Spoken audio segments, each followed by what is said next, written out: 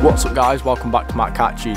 As you can see, I'm back on the fishing location after it being frozen over for about a week. If you saw in last week's video, the lake got completely frozen over, so I had to go and fish somewhere else and that got completely frozen over, but we did get a fish out, which is the main part. So I'm going to be fishing here today with PVA bags with a 15mm CM1 Mistral baits pop-up on, and I'm going to have some 15mm Nass Citrus white boilies crushed up around that in a PVA bag.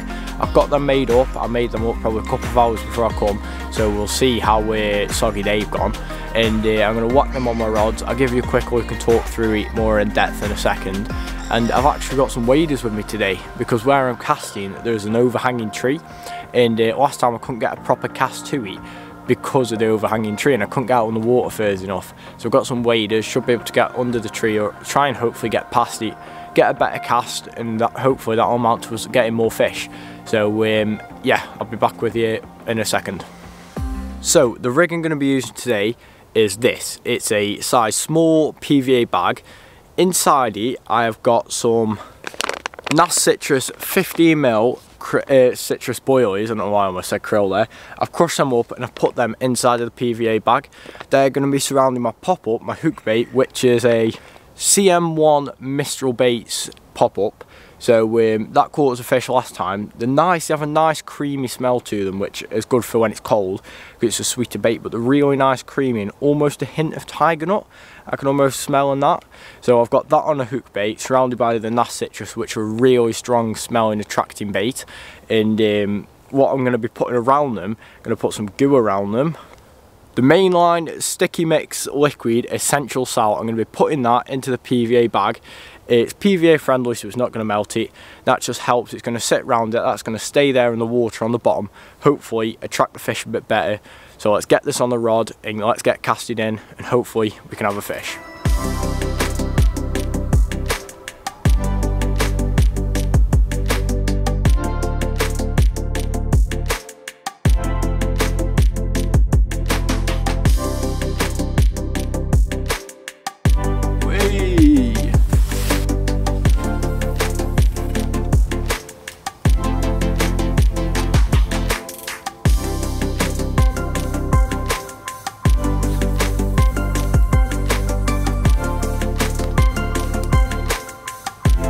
Right, I've just casted my rods in, just been sitting here. Thought I'd try another pot noodle. I've got a Bombay Bad Boy, which someone recommended in the comments.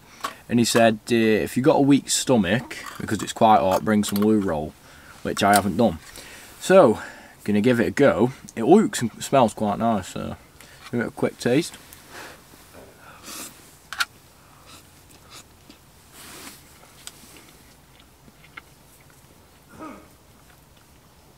You know what? That's actually really nice. It's like a curry flavour, a bit of heat in it. Absolutely fantastic. So I'm going to watch a bit of Top Gear, I think, and watch a bit of the water as well, and hopefully we can catch a fish in the time of eating this.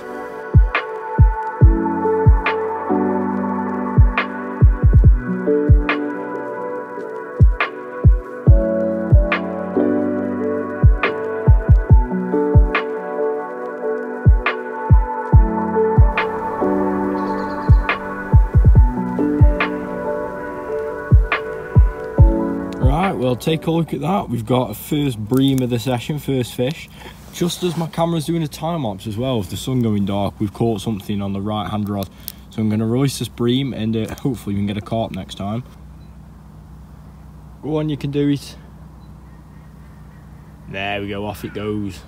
Big bream that is. Hopefully we can get a carp next time though.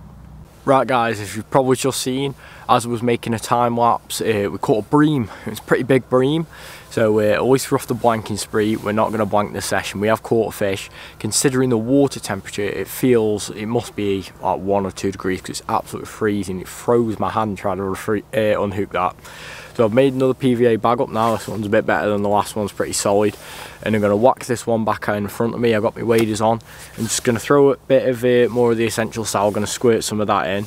And I know what you're saying, I'm putting it in by the bottle. I don't have a syringe, which I will order myself one sort of syringe out to make it easier for putting the goo in. So let's get this whack back out, and hopefully next time we can have a carp.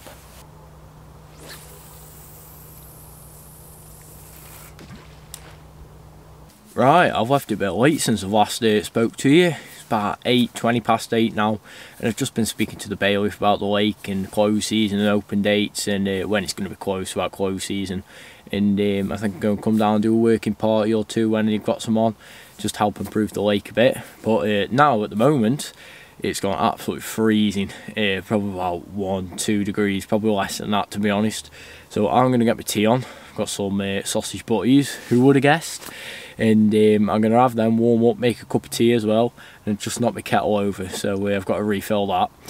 So that was brilliant, so I'm going to do that. My rod's recasted since we had that bream, which takes us off the blanking mark, so we haven't blanked. We've caught a fish. I mean, it would have been better if it was a carp, but hey ho, win some you lose some, kind of pick what you catch. So I'm going to make my sausage butties now, watch the water, and fingers crossed we can have a fish.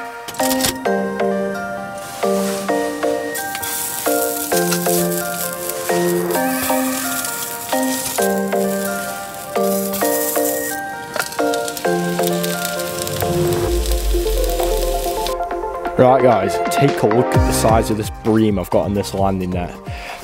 Just had to walk out a bit with it. I'm in my waders now, as you can see, because this is very shallow. It's probably only 1.5 feet deep here, and I am a good 3 meters from the bank. So this is a 42-inch landing net, and look at the size of this bream. So we're gonna let him go, watch him swim off. Second bream of the night, so at least we haven't blanked. There we go. Oh, Mr. Bream, swim off back into the depths of the lake. Hopefully we catch a carp next time and not another bream. So I'm going to set my PVA bags up now, and yeah, hopefully we get a carp and not another bream. Right, let's get this rod recasted.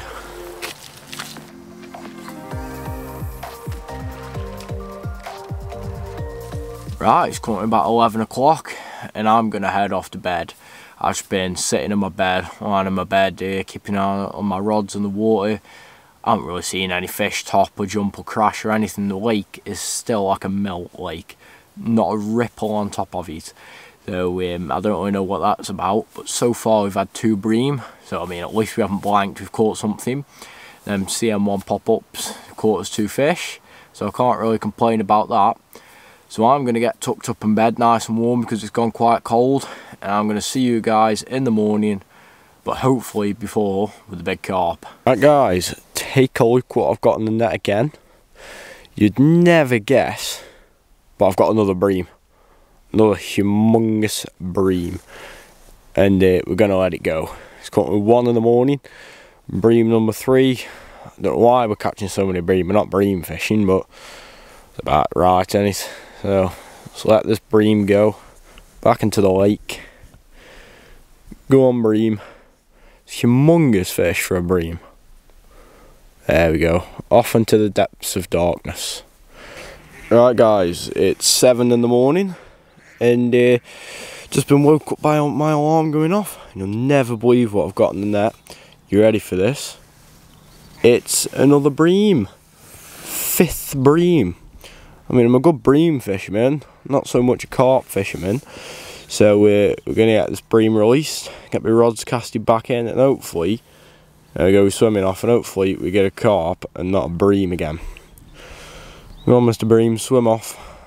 Some big bream in here, you don't see these everywhere. There we have it.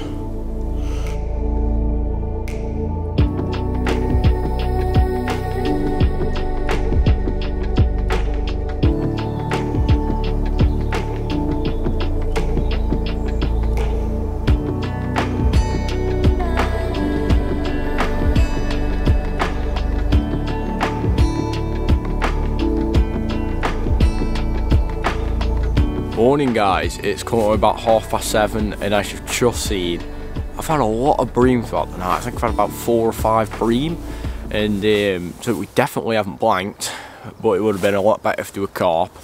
But it got a bit annoying when you're catching that many bream, but it's one of them. At least we're catching fish throughout the winter when it's this cold.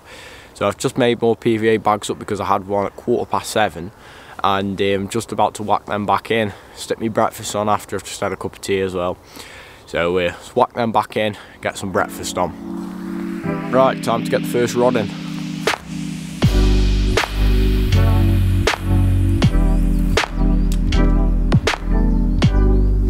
Now for rod number 2.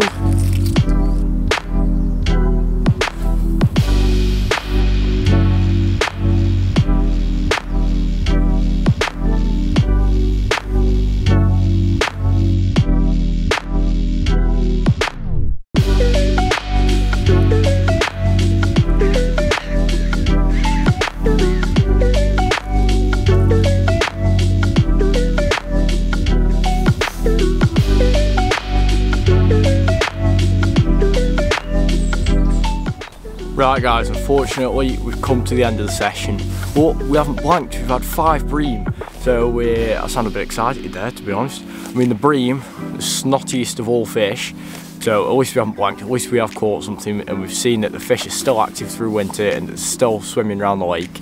So it's been a good session just to get out on the bank. Even then bream, it still gives you that excitement of a fish taking off and you're wondering what it could be.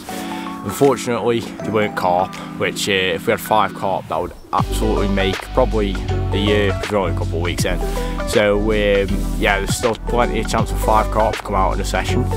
So I'm going to start packing up, and as always, this is Matt Catches signing out, and I'll see you in the next video.